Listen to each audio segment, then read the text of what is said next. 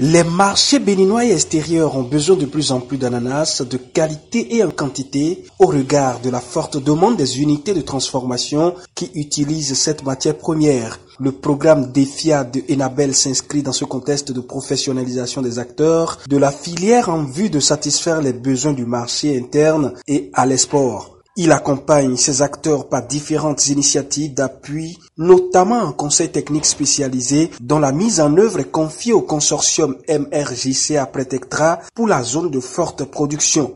En vue d'outiller son personnel d'encadrement des producteurs, le consortium a initié au profit de ces 30 conseillers agricoles une formation pratique portant sur la mise en place des unités de démonstration, ultime outil d'encadrement des producteurs sur les bonnes pratiques de production d'ananas.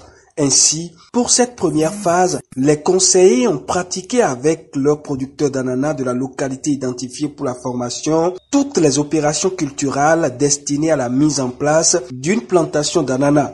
Le constat général qui a été fait, c'est que les producteurs n'arrivent pas à fournir la qualité du produit d'ananas que les consommateurs recherchent. Donc c'est dans ce sens que le projet DEFIA lui a fait marcher avec le consortium, notre consortium de base, MRJC à Prétectra, qui a recruté des conseillers techniques pour travailler avec les producteurs, non seulement pour booster la production sur le plan national, mais aussi pour permettre et surtout aux producteurs de produits qualité. C'est surtout la qualité qui est importante dans notre conseil qu'on apporte aux producteurs. La formation a porté sur les dispositions à prendre par un entrepreneur agricole pour une culture intensive et qualitative de l'ananas. De la délimitation de la superficie emblavée à la mise en terre des rejets, il y a des pas à poser avec tact et munitie. Comme tout produit agricole, l'œil du maître est très important. On commence par là d'abord. Et comme il veut faire l'ananas, et il s'est adressé à nous, on va lui dire premièrement, où est-ce qu'il est, il est installé dans quelle zone, sa ferme est dans quelle zone. Et quand il nous dira la zone dans laquelle il se trouve, on peut faire un tour sur le site pour voir, premièrement, si le site répond à la culture de l'ananas. Pour que ça réponde à la culture de l'ananas, il faut que ce site-là ne contienne pas de cailloux. Il faut que ce site-là ne soit pas un site qui soit hydromorphe, ce ne soit pas dans une zone hydromorphe, et que si ça répond à toutes ces conditions, et un site où la pente doit être inférieure ou égale à 4%. Il va faire premièrement le défrichement, il nettoie et met le terrain au propre.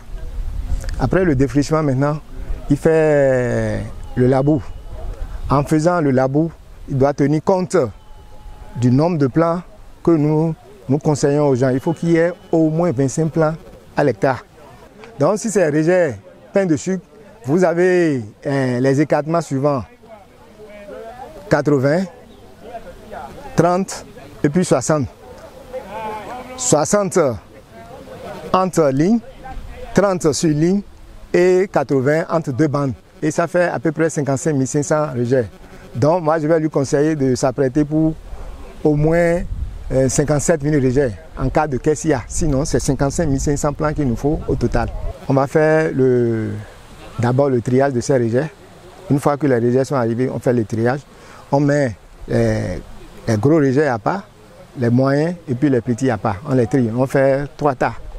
Une fois que ces rejets-là sont triés maintenant, on va enlever les brattés, les feuilles sèches qui sont au bout de ces rejets-là. Et c'est ça que nous appelons le parage. Après le parage maintenant, nous allons faire le trempage. Et quels sont les produits que nous utilisons? Il y a des produits chimiques, comme il y a des produits alternatifs que nous proposons aux gens pour que le coût de production ne soit pas élevé. Une fois la plantation faite, on procède, on attend un mois. Un mois après la plantation, on fait le passage du premier engrais, l'épandage du premier engrais.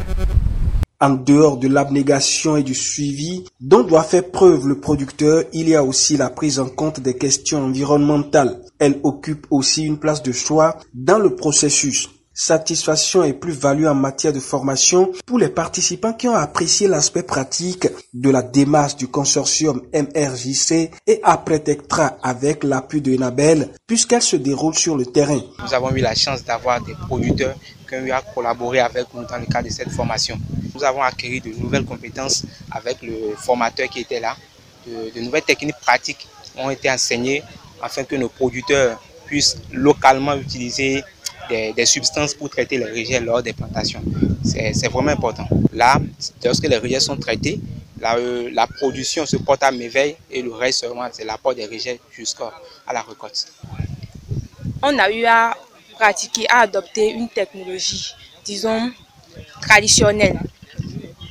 Pour le traitement des rejets, on a préparé une solution aqueuse à base de feuilles de Nîmes et des feuilles de papaye, en plus du palmida.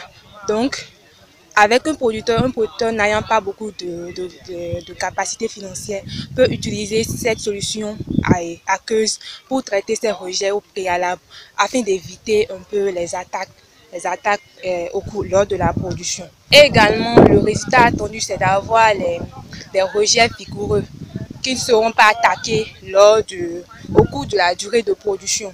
Avec cet appui aux acteurs de l'encadrement qui sont appelés à dupliquer les acquis avec les 3000 producteurs, accompagnés dans le cadre de DEFIA, le consortium apporte un soutien de taille à la filière ananas qui a de beaux jours devant elle.